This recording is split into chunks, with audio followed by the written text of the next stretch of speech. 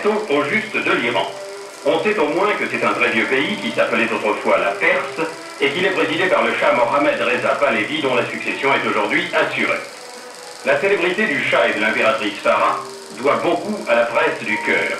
Nul n'ignore quel drame fut celui de la cour d'Iran jusqu'à l'heureuse venue au monde d'un petit prince qui, malgré sa faiblesse, est désormais le plus solide pilier du régime. En accueillant avec la plus grande bienveillance les envoyés spéciaux de Pâté Journal, le Shah a voulu manifestement donner de lui-même l'image d'un heureux père de famille. Mais ses responsabilités sont énormes. Et la plus lourde consiste précisément à éviter que sa dynastie ne chancelle. Le vieil empire de Darius n'a pas moins de 2500 km de frontières communes avec l'empire de Khrouchtchev. C'est un voisinage qui ne tolère pas la moindre erreur politique. Vaste comme 3 fois la France, l'Iran est à la fois un désert, un musée et un réservoir d'énergie.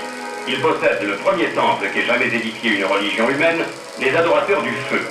Il peut se résumer admirablement en 2 perspectives jumelles, séparées par un abîme de 25 siècles.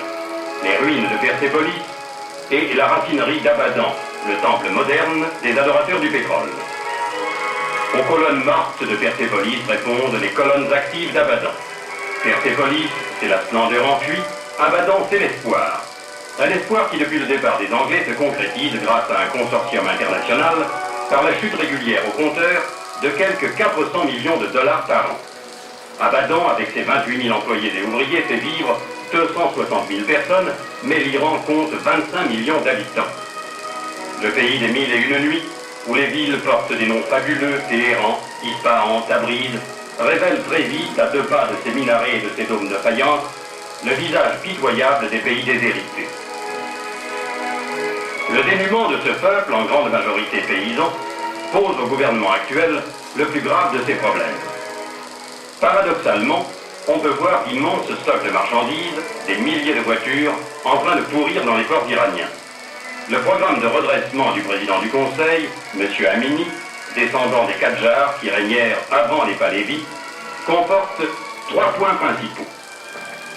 Quand j'ai pris le pouvoir, j'ai mis dans le programme les choses les plus importantes étaient d'abord l'assainissement financier et économique, et ensuite la lutte contre la corruption, et troisièmement, l'exécution de la réforme agraire. Le président Amini est l'homme des mesures énergiques. Il n'a pas hésité à stopper la construction du nouveau Parlement, jugé par lui follement somptuaire. Il a fait traduire en justice le propriétaire de cet imposant immeuble, un général à la solde modeste de 150 000 anciens francs par mois. De grands procès sont en cours pour traquer la concussion. La plus grande exportatrice de caviar elle-même a dû rendre des comptes à la justice. L'usine de Bandar Pahlavi, capitale de l'esturgeon, fait vivre 3000 pêcheurs. Aujourd'hui, les Russes ne peuvent plus acheter que les esturgeons congelés, vidés de leurs œufs. Le caviar iranien, nationalisé depuis 1955, est directement exploité par l'État. Et si la vue du caviar coulant à flot ne trouble pas trop vos pensées, vous pouvez constater qu'il le fait avec un soin scrupuleux.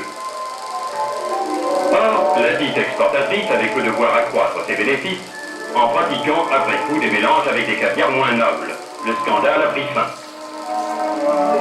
Tout en poursuivant son épuration économique et morale, le gouvernement iranien s'est attaqué, nous le verrons la semaine prochaine, à l'injustice sociale.